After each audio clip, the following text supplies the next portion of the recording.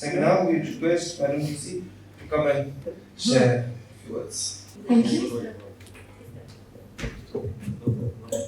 Very good morning to all of you. I'm extremely pleased and honored to be in your presence today to attend this seminar, Start Early to Become a Civil Servant, organized by Tarun IAS. My heartiest congratulations to the entire team of Tarun IAS, Shri Tanmay for your introductory speech, the entire team from the Institute, the Delhi team as well as the Shillong team who has graciously invited me to be a part of this program. Shri Kharkam, IG President Sir, Shivansh, my colleague, all respected members of the audience, Ankur, who I had the pleasure to meet recently, ladies and gentlemen, students, dear friends. At the outset, I think seminars like these are the need of the hour. We recently, the entire state was, happy and was celebrating after we learned that Ankur had cleared the exam. It's been many years, it's been 9 years since we had a candidate who will join the IAS, and it's been almost 6 years since we've had a candidate from the state clear the UPSC. So I feel that keeping the conversation going, getting the inspiration high, having people talk about it is one of the first ways to plant the seed of inspiration in young people. When we are saying start early to become an IAS officer, start early meaning prepare early. And like Mr. Tanmay said, it's never too early. Before you go to college, while you are in college, once you graduate. Personally, I started my preparation after my post-graduation, so by today's standards, that's pretty late. But when you talk about starting early, let's also talk about developing that awareness among people about what the civil services is all about. Because today, if you go to any random school, and I've interacted with so many students over the past many years of my service, I've asked them, I've gone to class 8, class 10 kids, what do you want to become? So, almost always the rote answer is doctor or an engineer, which is great. We need doctors, we need engineers, they contribute immensely to our society. But the point is, why don't we have anyone answering, I want to become a civil servant, or I want to become an IAS officer, an IPS officer. So I think it's also to do with the awareness which is trickled down to the grassroots. What is the civil service all about? Why should we aspire for it? My mother was the one who first taught me or first informed me about the IAS. I was very young. It was her dream. And, because it didn't work out for her, she sort of, ensured that we grew up at least knowing what this exam is about. In her time, there was scarce resources. She would read magazines diligently, newspapers, general knowledge was her favorite thing, and she would just ask me questions on the top of her head. So at a young age, she said, you should one day aim to become an IAS officer, you will make policies, and it sounded so good. I didn't have the vaguest idea what this was all about. But in class 5, when we were asked to write an essay on what do you want to become when you grew up, I wrote an IAS officer. So what I'm saying is that even our children, at the time when they are young, going to school, should be exposed to persons belonging to this service, should be exposed to inspiring stories about people who have changed things, who have made a difference, whether in their own local area, in the state, in the nation at large, so that over time we create more aspiration for this. I think it begins with that, right? Once there is aspiration, once there is a dream, it will intrigue, it will make people curious, it will make young children curious, they will try to find out more about it, they will ask questions, and in this age of information technology and social media, it is so easy to access information now. So I'm increasingly happy that over the years, I've been receiving so many emails, queries, even on Twitter, even on Facebook, from young people who are really curious about this exam, who want to know what it takes, what is the process, how long does it take, when should your preparation start, what you should study, right? So because increasingly in the state, we see that we have a dearth of officers. Recently, Uncle made the news. Why? Because every year we churn out graduates from the IITs and IIMs. We have renowned doctors, we have entrepreneurs, but we really need to be at par with the rest of the country as well. When you see the list, I mean, this year I counted, I think from the Northeast was hardly 6 or 7 people who had cleared the exam. Nine in total, right? And only one from Meghalaya. In previous years, similar numbers, single digits. So, I mean, really, we who are sitting here, who are from Shillong, who are from the area, it really, the question really arises as to what we should do to ensure that in subsequent years, our young people make it to this list every year. States like Nagaland and Manipur, similar to us, in fact have a better track record.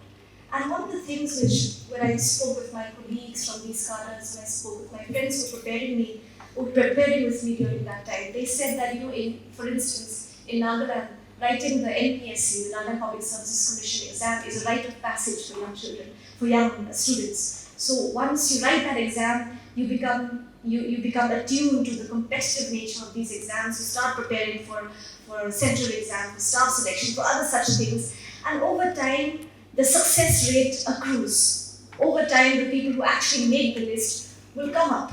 Okay, so I feel that is the same thing we should do here. We have given this feedback many times to our government, to our personnel department as well. We are trying to have the MPSC exam with greater regularity and greater frequency, so that those aspirants also sit for the UPSC, things like that. Having said that, I feel that like the topper this year, as we mentioned, there is no one-size-fits-all strategy for how to crack the exam. I appeared for it 9-10 years ago. In my year, it was fundamentally different, probably because of the avenues, the resources we had at our disposal then. I took coaching because I happened to be in Delhi at that time, and after my post-graduation, I decided to enroll. I took up a subject as one of my options, public administration, which was completely new to me, and hence I decided to enroll in the coaching course. Recently, Uncle told us that he didn't take any coaching, he studied on his own, and self-study also matters so much. So, like I said, for each individual who is aspiring for this exam, think about what you are comfortable with. Shruti has clearly said that, don't go under the impression that so-and-so subject will be better scoring and that I will have a better chance. One of my options was English literature. So many people told me that why you failed for English. My response was always the same. I was so familiar with the subject. I was a topper in my batch in my college, and I felt like it would be a waste. I studied for 5 years in this subject. I was familiar with it. I was happy with it. And it was an optional. I didn't have to start from scratch. So English literature became my first option, and then I ended up scoring pretty well in it. So what your option should be, where you should appear from. Even that was a subject of debate. Should I appear from Shillong or should I appear from Delhi? Some people were saying that no, people from Shillong never cleared, you should appear from Delhi. Stuff like that. So eventually I did appear from Shillong the year that I cleared. Another huge doubt going around my time was that, in 2011, the second year that I took the exam, CSAT was introduced, the aptitude test, right? It was never there before. So there was so much, debate about this new paper. It would be as tough as the CAT exam, that you would have to enroll in a really good coaching institute at the level of the IIMs in order to crack this. So I had many friends who opted to stay back in Delhi and enroll in coaching institutes just for CSAT. In that year, I had decided to come back to Shillong to do my preparation from Shillong to sit at home. So I made a choice to come back and do self-study. I read up. And so, after 1 year of coaching in Delhi, I came back to Shillong, and for 2 whole years, I sat in Shillong and did my preparation. And that ended up working for me, right? So to all aspirants, at the outset, do your research, resources, like I said, are so many right now. Exhaust yourself, read about how the experience the toppers were, the experiences that they had. Find out what books you need to read, what are the most common questions asked, what is going to be the pattern of the exam, try test papers, write, practice writing, do all these things. But at the end of the day, sit back and realize that it is up to you now. You have to sit and you have to work for it, and you have to stop the noise. Okay, you have to silence out the noise and do your own work. I remember one of the advice that one of our mentors had given us was that for a lot of people who start preparing for the exam, the minute they start preparing, they already feel that, okay, I am an IAS officer, I am going ahead for this and I will make it. So don't think too much about what is ahead. Think about the book in front of you. Think about the content. Think about what your aim is, what your target is for tonight, for this week, for this month. This is how much I want to finish, this is what I want to revise, and this is what I want to complete by the end of 3 months or 4 months of my preparation. It has to be systematic, it has to be definite, it has to be planned. Right? So planning is, of course, very, very important. But like I said, some people study for 14 hours, some people study for 8 hours. At the end of the day, really, it's consistency which matters. Why I say consistency? It's because, so many, we often hear about this. I talked about this when I had gone to jail road and met Ankur as well.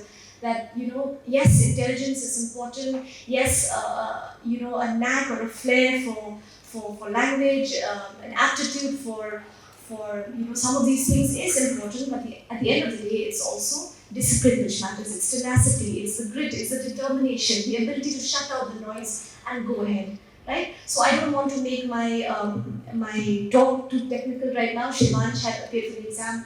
In more recent years, he would be able to give you a more nuanced, sort of concrete input about how to go about preparing for the exam. We have the experts from the institutes here as well. But I want to tell all aspirants here and all the friends present here who want to coach and mentor aspirants in the future. We should inspire young people. We should fill them with hope, and we should tell them that they should be confident in the goal that they have. That is so very important, especially in this day and age when not only are things highly competitive, but sometimes they become a little vicious as well. We were reading, after the results were declared last week, I was reading about so many testimonials of people for whom it was the last attempt. Right? I sat for 10 years working for this exam, and now all my dreams have turned into dust. Stuff like that, which really can, I suppose, can really scare some of us who are just starting out. So I would like to say that everyone has their own story. For some people, yes, this exam doesn't work out, but they end up doing brilliantly in other things. We had colleagues quit the service after a couple of years, right? And also, when we talk about starting early, yes, try to orient yourself early. It does not mean that you have to start rigorous preparation, say while you are in college. College itself is so demanding, make sure you score good marks. That is your foundation. So don't waste your graduation, post-graduation if you opt to do it. Make sure you study and you do it well, and you enjoy the time that you have in college. But mentally orient yourself. That I know that this is what I'm going to do once I pass out, I'm going to sit. That is very, very, very important, so that it doesn't become like a flash in the dark, it doesn't become something that is alien to us, right? At the same time, I was just telling Shivansh, I had colleagues who joined the service at 30, who cleared at 30, 32 even later than that. I had colleagues who were an MD in orthopedics, who was already practicing as a surgeon and then chose to sit for the exam and he cleared it in the second attempt, right? So, as individuals, we have different talents, different aspirations, a different way of orienting ourselves. But at the end of the day, it's your determination which matters. It's once you start preparing, prepare in all earnest. Have definite targets for yourself. Do what it takes, and don't be swayed, don't be deterred, and don't let yourself feel discouraged by anything that is happening around you. All right. So with these few words, I don't want to take too much of your time, but once again, I want to wish all of you the very best. You may know that the government of Meghalaya also has the All India Pre-Examination, All India Services Pre-Examination Training Center in Mati, which carries out a course which is free of charge, including boarding and lodging, especially for persons from BPL background. I would encourage you to inform your friends about this institute. And at the same time, I'm so very heartened to know that institutes like Tarun IAS are also starting out.